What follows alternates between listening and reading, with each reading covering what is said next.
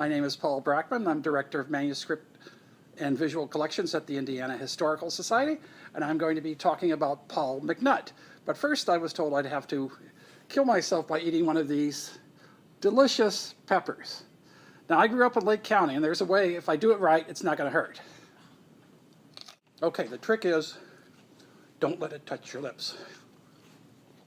Well, anyway, this is Paul McNutt. He was governor of Indiana during the New Deal.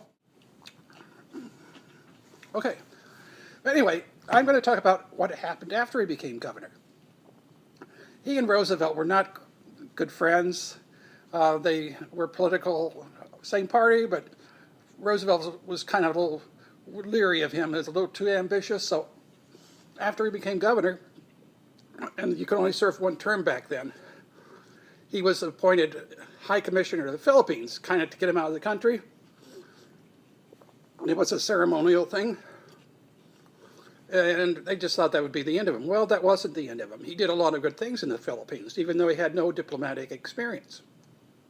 He and the president of the Philippines, Quezon, became good buddies. They were both well-known party animals.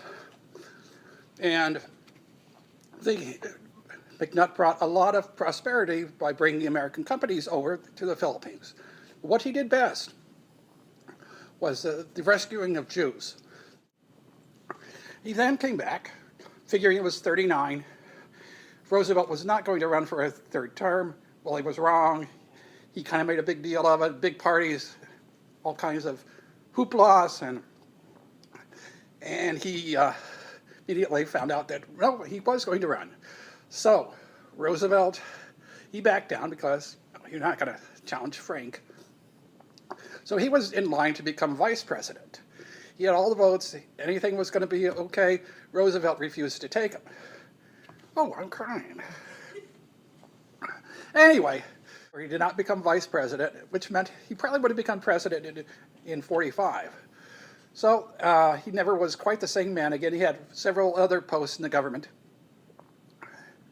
And but he kind of just went off and died in 55. He was the first ambassador to the newly free Philippines Islands in 1946. So I hope you know something about Paul McNutt. So thank you for listening, and now I'm going to die.